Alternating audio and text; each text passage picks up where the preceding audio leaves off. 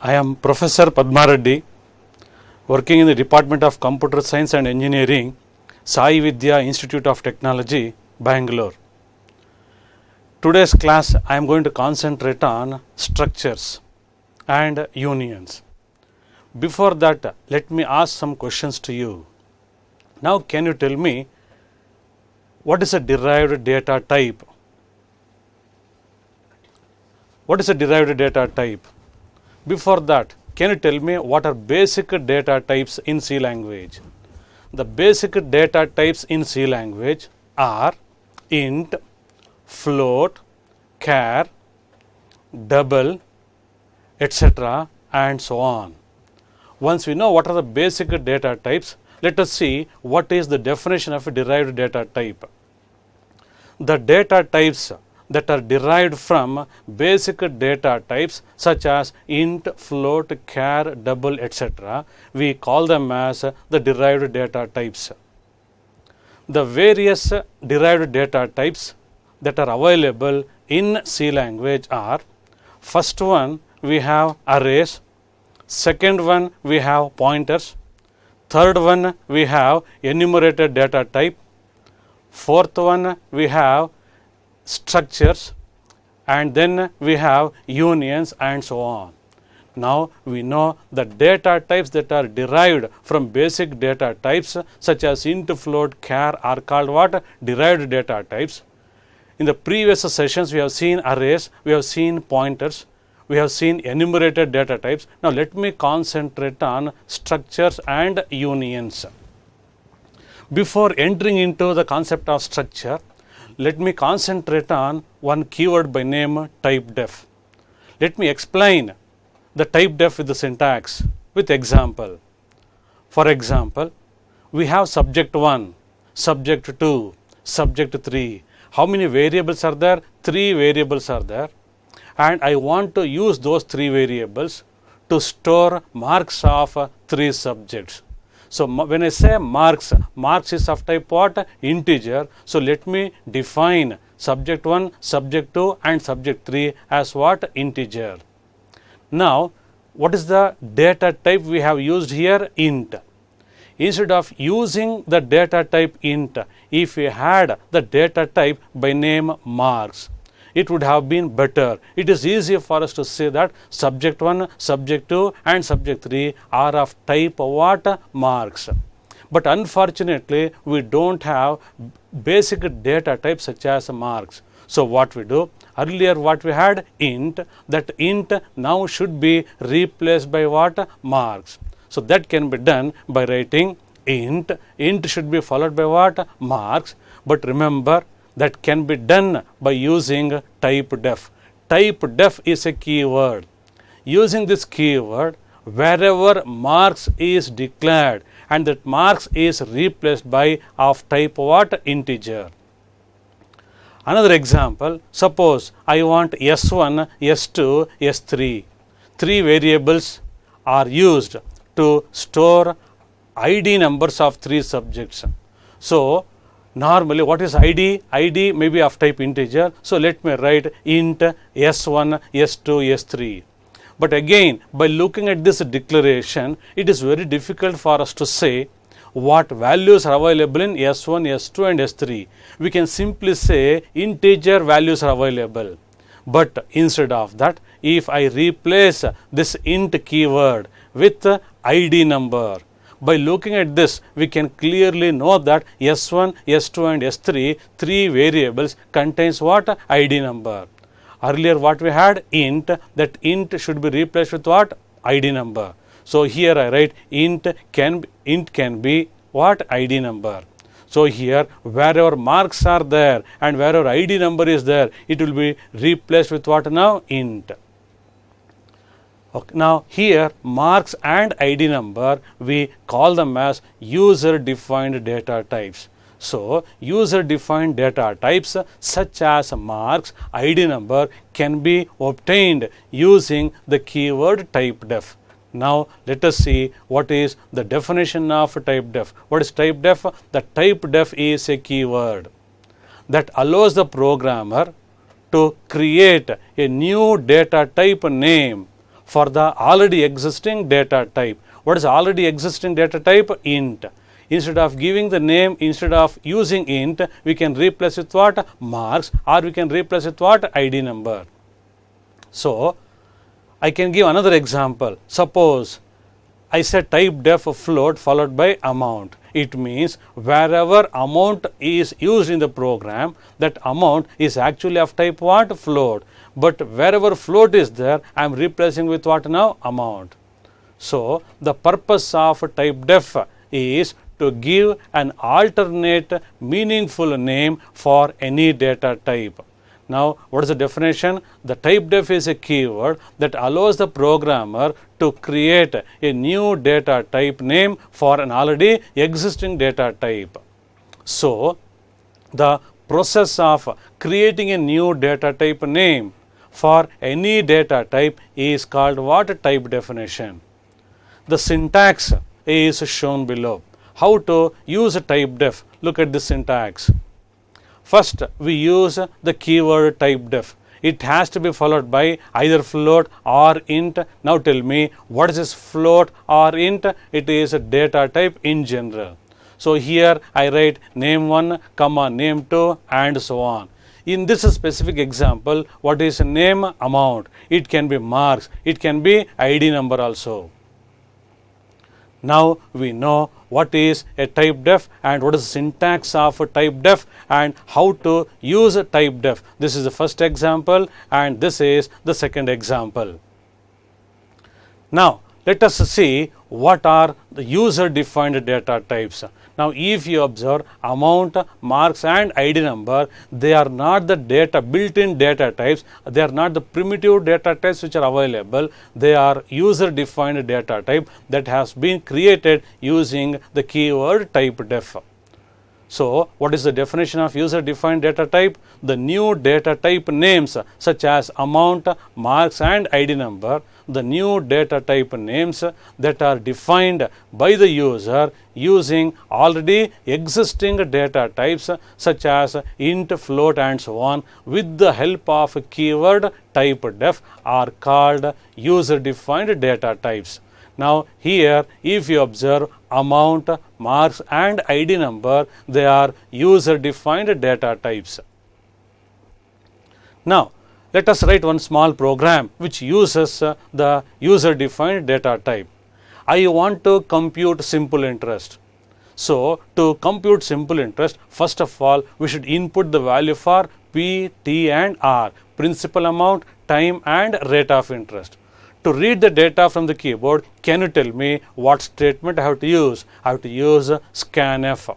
How many values I have to read from the keyboard? 3 values, all are of type float. So I write percentage of, close double quote, comma, ampersand P, ampersand T and ampersand R. End with semicolon. Here ampersand represent address. P stands for principal amount, T stands for time, R stands for rate of interest. Normally before scanf what we use? Printf. I write printf, enter principal amount, time and rate of interest. Now once we know what is the value of P, what is the value of T and what is the value of R, we can compute simple interest. Can you tell me what is the formula to be used to compute simple interest? Simple interest equal to what? P into T into R. PTR divided by what? 100. So this using this expression we can compute simple interest and the result will be available in which variable here? SI. Now let us display the value of the result stored in the variable SI. So to display the result SI, tell me what statement I have to use here? Printf. I write printf simple interest is equal to percentage of, close double quote, comma, what? SI. Now our program is over, but only thing is whatever variables are used in the program, all those variables have to be declared before they are used. Now tell me what are all the variables? P stands for amount, P is principal amount, SI is simple interest, it is also amount only. So here I say P and SI are of type what? Float. What about T? T is time.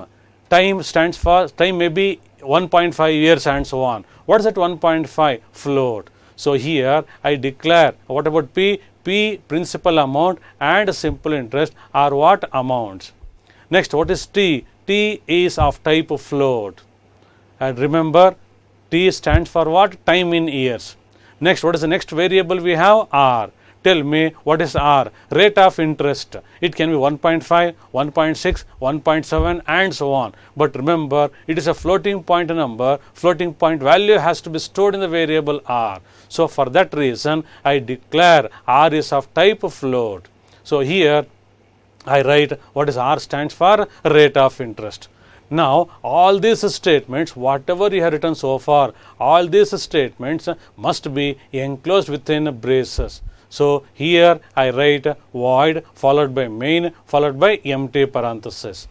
Now, the declaration of the printf and scanf function will be available in one header file by name stdio.h. So, go here and write hash include stdio.h. Don't be under the impression that the printf and scanf functions are available in stdio.h. It is not true. The function printf and scanf are available in the library. The declaration of printf and scanf is available in stdio.h. So this is the complete program to compute simple interest. But here, instead of writing float, if I read this float p, si, it does not make any sense. I cannot understand what value is available in the variable p and si. So what I do? Instead of writing float here, I replace with what now? Amount. Now I can easily say that P and Si contains what? Amount. So in place of what? In place of float, we wrote amount. So here, in place of float, we wrote amount. So what is the keyword I should use? Typedef. It means, it is the instruction given to the compiler. It means wherever amount is there, it will be replaced with what? Float. Similarly, T stands for what? T is of type what? Float. Instead of saying float, if I say time, so in place of float, what we can write? Time. Similarly, this float can be replaced with what? Rate. So here I write rate. Remember, this amount, time and rate, they are not the data types available in C language. They are the data type names which have been created here using the keyword typedef. So this is the advantage of using type definitions such as type definition names such as amount, time and rate, because we can easily understand what values are stored in the variables. I hope you understood how to use typedef and what is the advantage of using typedef. Now the question is, now let us try to enter into structures. Before giving the definition of a structure, let us see when we use structures. Now, point number 1, we know that an array is a collection of what? An array is collection of similar type of data items. For example, we may have an array of integers, an array of floating point numbers, an array of characters and so on. So, array is always collection of similar data types. It is not a collection of dissimilar data types. Point number 2, the ordinary variables and arrays can handle variety of situations. But in real world, we can deal with entities that are collection of dissimilar data types, or that may be collection of similar data types. Suppose we want to have the following information related to a student. I want to store the name of the student and then the marks scored by a student and the average marks scored by a student.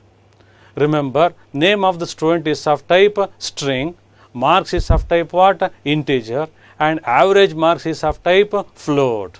So, it is a collection of dissimilar data types. One is a string, another integer and another is a floating point number. Since the above information is a collection of dissimilar data types, arrays cannot be used. No doubt, arrays can be used to store the name of a student. Okay, but array cannot be used to store the student name, marks and average marks. So, since the above information is a collection of dissimilar data types, arrays cannot be used. And in this situation, the structures are used.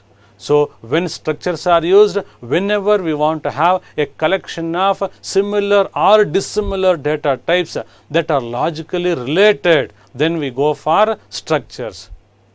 So, whenever we want to have a collection of similar or dissimilar data items that are logically related, then we use structures. I hope we understood when we use a structure. Now let us think of what is a structure and what is the definition of a structure. First, let me explain what is a structure using the syntax. Member 1, member 2 and so on, member n, all are the identifiers. If I say member 1 is of type 1, now we say member 1 is a variable of type 1. Similarly, member 2 is a variable of type 2 and so on. Here, name of the student can be member 1. So, what is the student name consists of? It consists of array of characters. Now tell me how you define a name which consists of only characters. I can write something like this, name of 20. A name can have maximum of how many characters here? 20 characters, and we say they are of type what? Character. So, I use the keyword char. Then, marks scored by a student. It is of type what? Integer. Tell me how you declare a variable marks to store integer value. That can be done by writing marks. Marks should be declared of type what? Integer. Similarly, I want to store average marks scored by a student. Definitely it is a floating point number. Now tell me how you declare. Here I can write average. Average is of type what? Float. So if you observe, name is of type character, marks is of type integer, average is of type what? Float. So we have a collection. When we have a collection of dissimilar data types but logically related, this is the information related to a student. Now, all those informations I am going to store within the braces because I want to treat it as a single entity. Whenever I want to treat as a single entity, enclose them within braces like this and end with a semicolon. And here also we have to enclose all this information within the braces ending with what here? Semicolon. This is the rule, syntax. Next, here we use the keyword struct, struct. Here also we have to use the keyword struct. Now, can you tell me what is the definition of a structure? A structure is a collection of various logically related data items. It is a collection of logically related data items. Name, marks and average, they are related to student. So, a structure is a collection of various logically related data items. So, these are the data items. The data items may be of the same data type. Here we have used different data types. It may be same also. In this example, it is different. So, the data items may be of the same data type or dissimilar data types grouped together as a single entity. All these data items of dissimilar data types are grouped as a single entity using the keyword struct.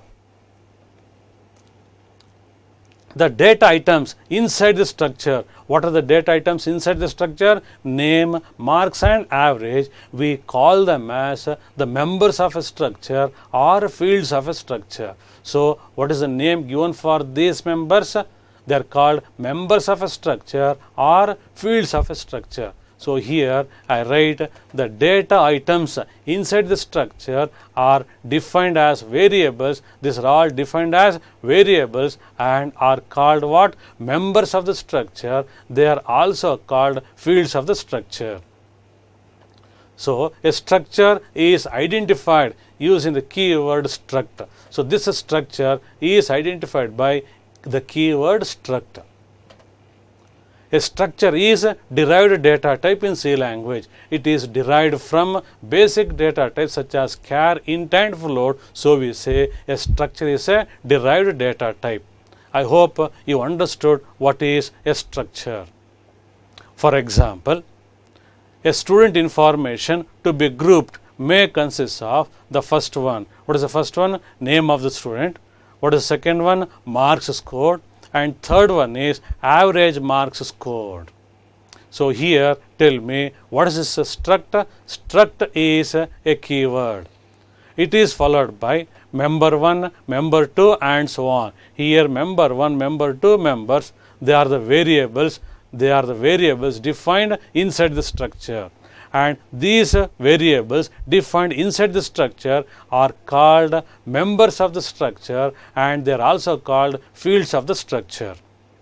Remember, semicolon is must at the end. After closing the brace, you have to end with semicolon. It is compulsorily. When I say syntax, it is a rule. You have to put semicolon. You should never ask why you have to put semicolon. It is a rule. Rules cannot be questioned. You have to simply follow the rules. So put semicolon here.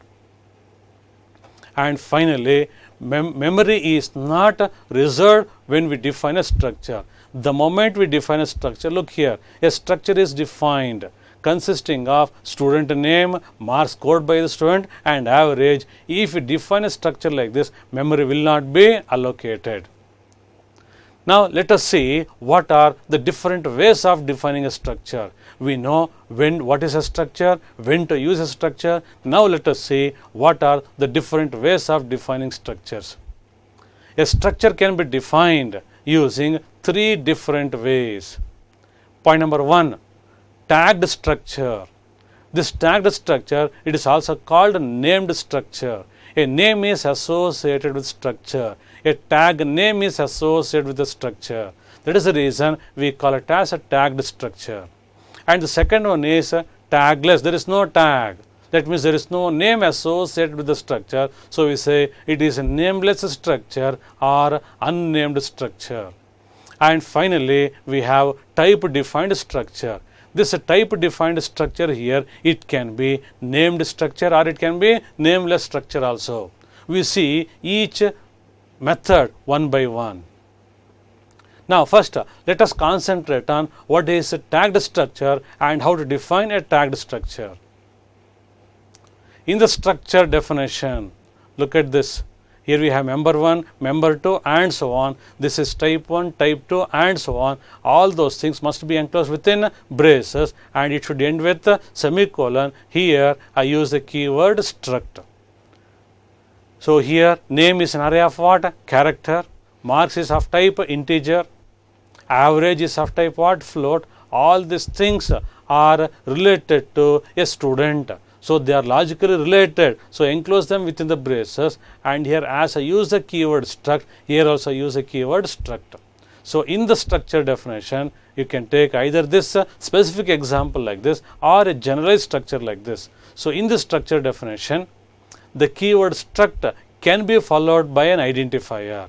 Here it has to be followed by an identifier. So what is an identifier? I write here student.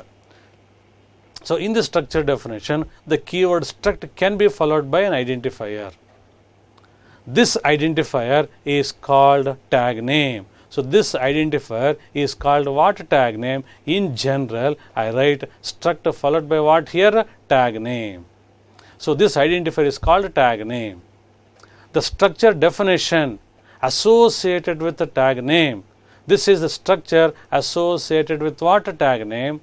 Okay, is called the tagged structure, or it is also called named structure. Whenever a name or tag is associated with a structure like this, we call it as a tagged structure or named structure. The syntax of a tagged structure is shown below. This is the syntax and this is the example. I hope we understood how to use a tagged structure.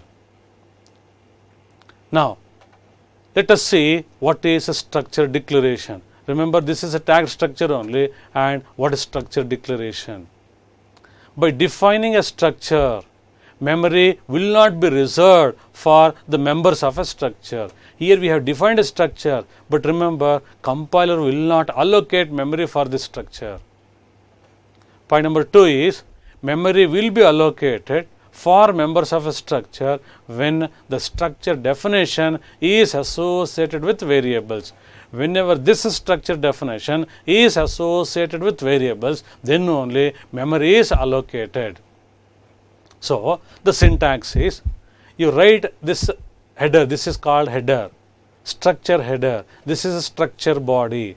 Take that structure header as it is and write here struct tag name. It has to be followed by v1, v2, v3 and so on. These are all what? Variables. Now, all variables should be separated with a comma, and it must end with what? Semicolon. Final variable must end with semicolon. This we call it as type declaration, or declaring the type of the variables, or it's called variable declaration. In this example, okay, I write struct student here. It has to be followed by a variable, say such as CSE, comma ISE, comma MEC and so on. So, for the sake of explanation purpose, I use only one variable. So, CSE is a variable of type what? Struct student. How the struct student is defined? This is how the struct student is defined.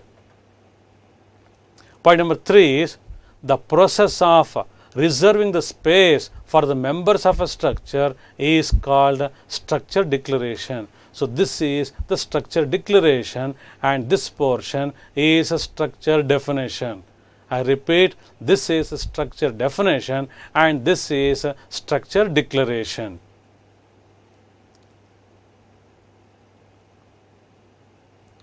Now, what about this? This portion which I am highlighting is called structure definition, and this portion here we call it as what? Structure declaration.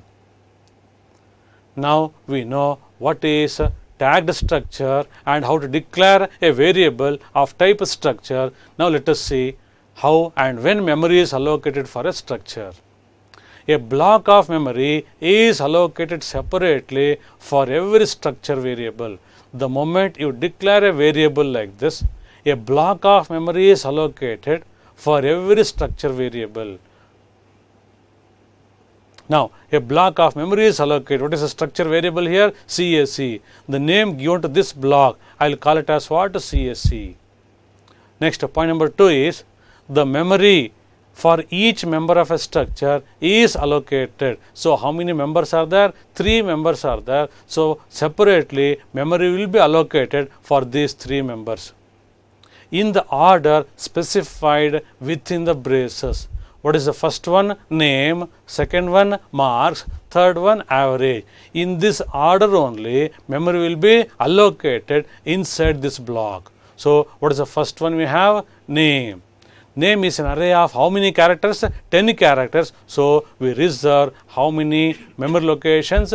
10 memory locations, ranging from 0, 1, 2, 3, 4, 5, 6, 7, 8, 9. So, totally how many memory locations have been reserved? 10 memory locations have been reserved for the variable name.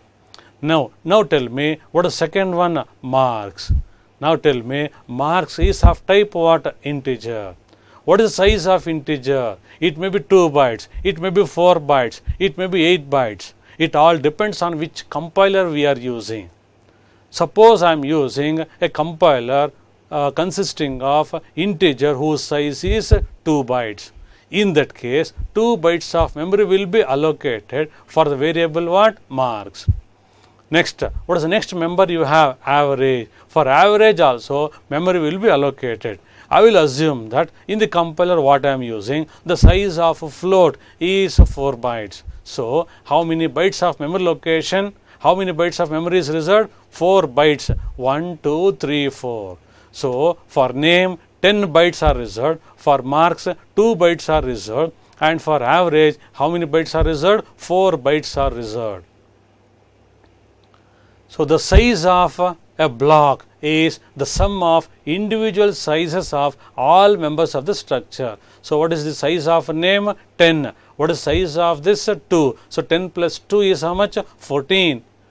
12. 10 plus 2 is 12. 12 plus 4 how much? 16. So totally size of this block is 16 bytes. So I hope you understood how the memory is allocated and when the memory is allocated. If you define a structure like this, memory will not be allocated, but if this structure definition is associated with a variable like this, memory will be allocated in the order in which the members are defined. Now we know what is a tagged structure. Now let us look into what is the tagless or unnamed structure. In the structure definition, this is the structure definition. For example, name is character, marks is of type integer, average is of type float. All these members I enclose within the braces, and here I use the keyword struct. This is the structure definition. In the structure definition, the keyword struct is not followed by an identifier.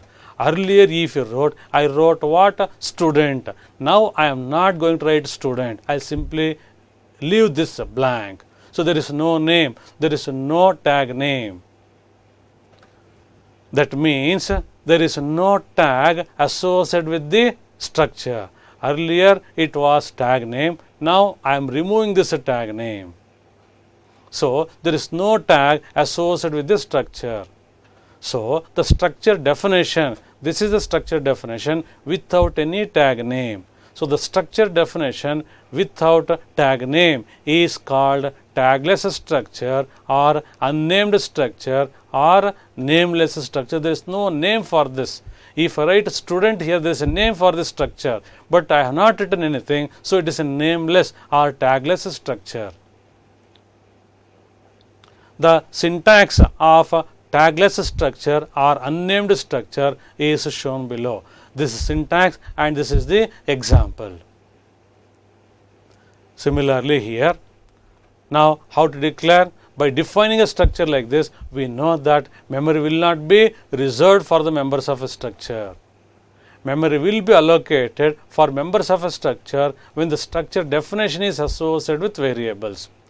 Now, earlier we have used tagged structure, now we are using tagless structure. The process of reserving the space for members of a structure is called structure declaration. So here what we do is, whenever we don't have any tag name here, it is compulsory that immediately after the brace don't end with a semicolon. Instead you have to declare the variables here only, v1 comma v2 and so on up to vn, and finally end with a semicolon. Similarly here, this semicolon must be replaced with what? A variable, say CSE. If you want one more variable, say make you write MECH, comma civil CV and so on. Now, how and when memory is allocated?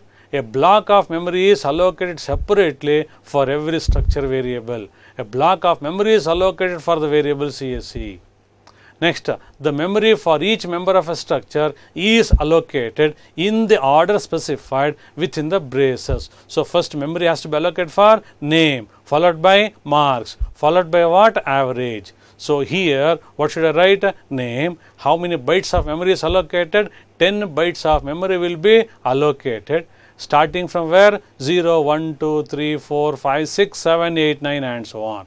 And then memory has to be reserved for what? Marks. How many bytes? 2 bytes. Assuming integer takes 2 bytes.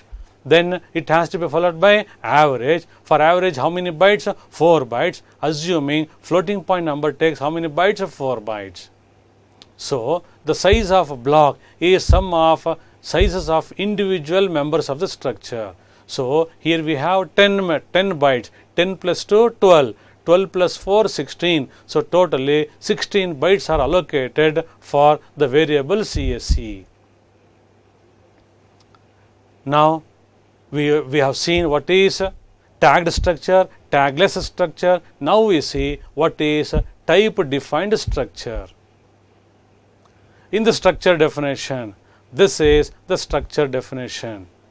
Name is of type character, marks is of type integer, average is of type what? Float. So here we use the keyword struct. Remember, there is no tag name here. So what it is? Tagless structure. So in the structure definition, the keyword struct is not followed by an identifier. It is not followed by an identifier. So it is a type tagless structure. If I write a tag name here, it becomes a tagged structure. So there is no student. I don't write student here. It is a type of a tagless structure. Here we don't have tag name. So it is tagless structure. So here also we don't have tag name. Don't write tag name here. But it is preceded by the keyword type def. So here you have to write the keyword type def. Here also you have to write the keyword type def. Now, whenever this structure is associated with the keyword type def, we call this as what now? Type defined structure. So, the structure definition with the keyword type def is called type defined structure. It is an example for type defined structure.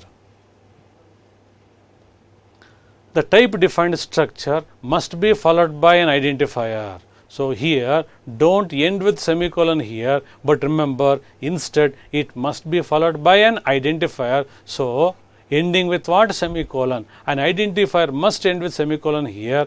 So I write type ID end with semicolon. Here also I write student end with semicolon. Remember, student is not a variable. Student is the type derived from this. So student is of type what? This structure consisting of how many fields? 3 fields. One is name, marks and average. So this is only the definition. Still we have not allocated the memory because we have not associated any variable with this structure. So this identifier acts as a data type. This student acts as a data type. Using this type defined structure, we can declare variables.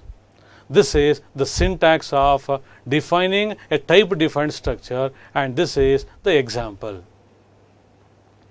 Now the question is, what is structure declaration and how to declare variables? By defining a structure, memory will not be reserved for the members of a structure. Memory will not be reserved as I told. Memory will be allocated for members of a structure when the structure definition is associated with variables. So here the process of reserving the space for members of a structure is called the structure declaration. Now here we write type ID and followed by V1, V2 and so on up to Vn. So how many variables are there? N variables are there. All are of type what? Type ID. Similarly here I use one variable by name CSE. CSE is of type what? Student. Remember, student is not basic data type such as int, float, char, double and so on. It is derived using the basic data types. So we call the student as a derived data type. Now let us see what are the different methods using which structure variables can be defined using type def. Using the type defined structure, a structure variable can be declared as shown below. Here we don't have tag name, it is tagless, type defined. This is type defined structure only, but there is no tag associated with this. Or here if you remember, here after struct we don't have any tag name, but here after struct what we have? Tag name. What is the tag name here? Student. This is a tagged structure. So here how to define a variable? I write struct student is of type struct student is the basic data type, derived data type, and CSE is a variable. CSE is a variable of type what now? Struct student. So this is tagged structure. But what I do here is, let me use one more variable. Say I write ISE. IAC is of type what? Struct student. CAC is also of type what? Struct student. Both are derived from this structure. So we say structure is a derived data type. Now, instead of writing struct student each time, I replace struct student with what? Capital letter STUDENT.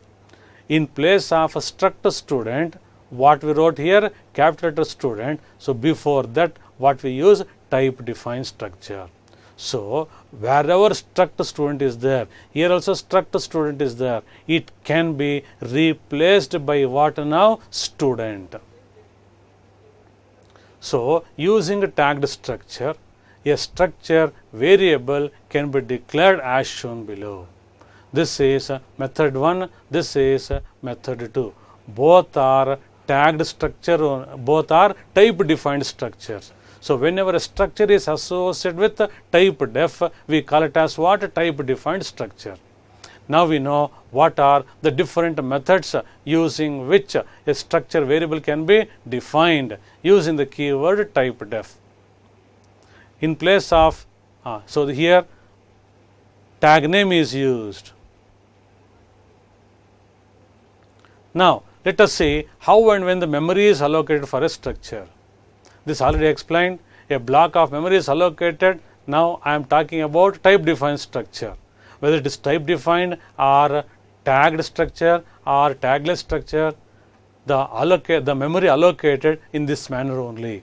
A block of memory is allocated separately for every structure variable.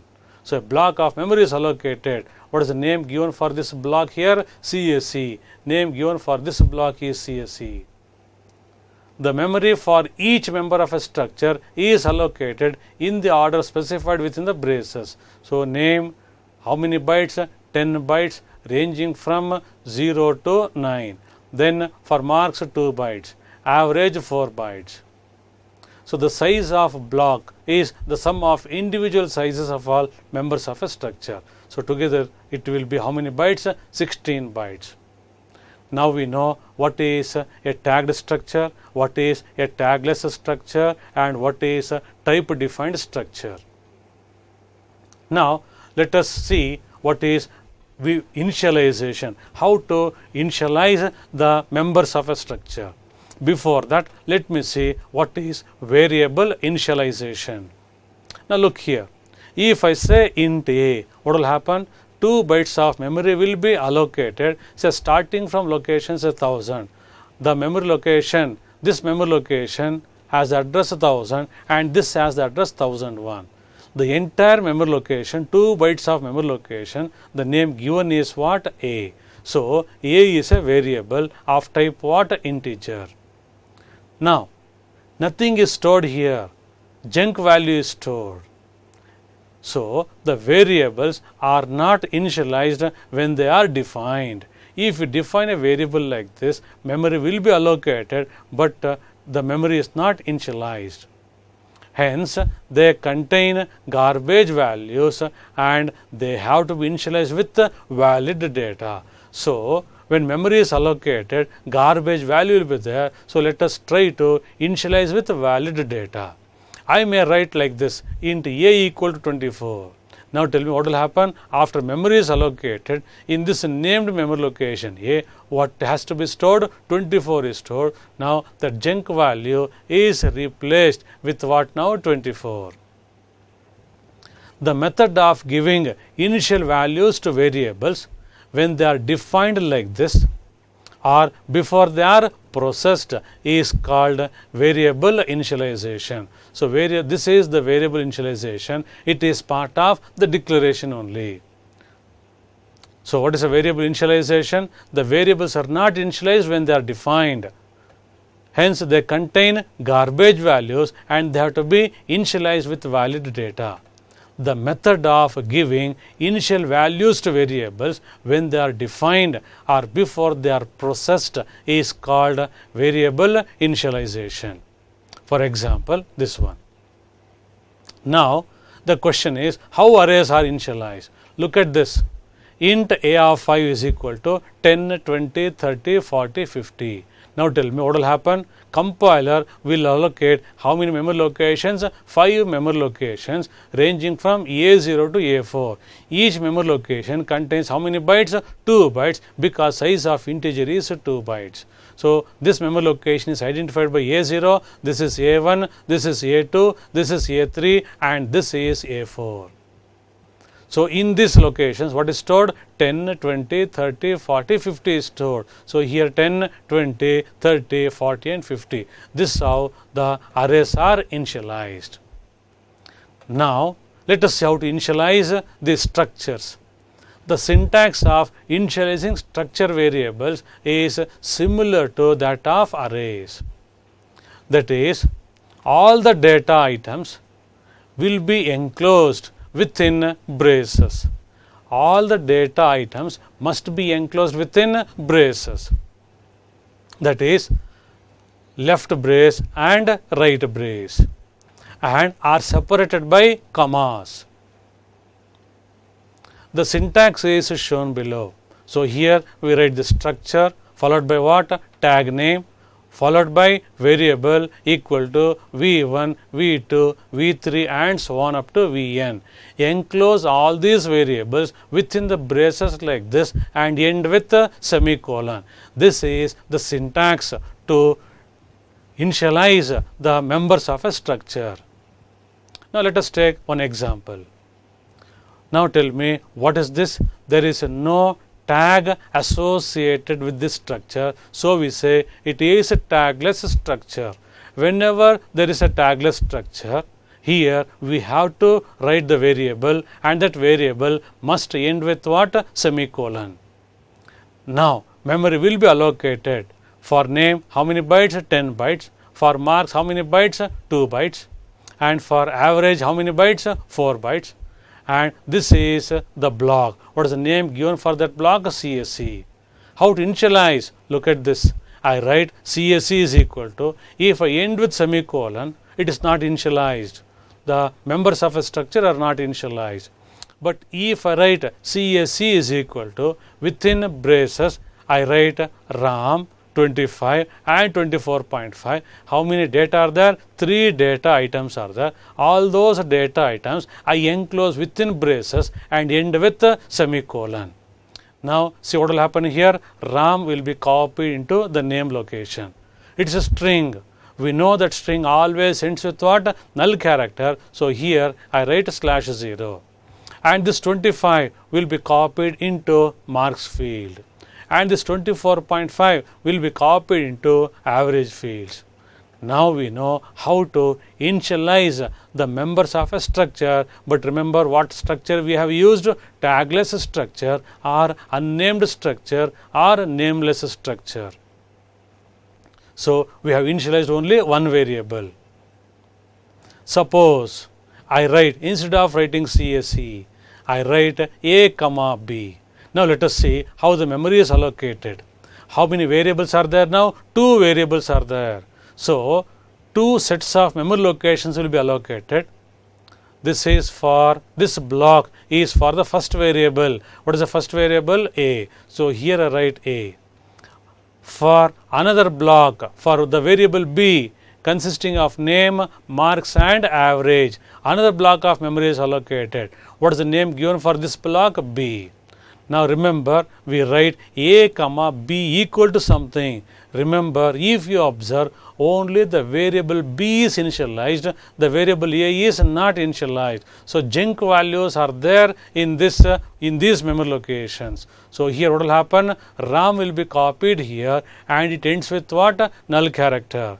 And then what you have? 25 will be copied here.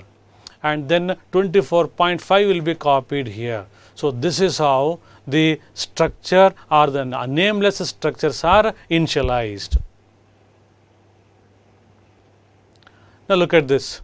Here we have again, if I want to initialize both variables, then you have to write A is equal to something like this and B is equal to something like this. Now what will happen? Memory will be allocated for what? A. Another sets of memory locations will be allocated for B also. What is the name given for this memory location? A. Now what happened here? Ram will be copied here. This string ends with what? Null character. This 25 will be copied here, and then 24.5 will be copied here. But remember, there is another variable B. So what will happen? For name 10 bytes, for marks how many bytes? 2 bytes, and for average how many bytes? 4 bytes. So what is the name given for this memory location? This is B. Now what happened here? Sam will be copied into this memory location. It ends with what? Null character. 24 will be copied into this memory location, and this 23.5 will be copied into this memory location. I hope you understood how to initialize more than one variable using the tagless structure also. Now let us I think we stop at this point, and let me concentrate on how to initialize the tagged structures in the next session. Thank you.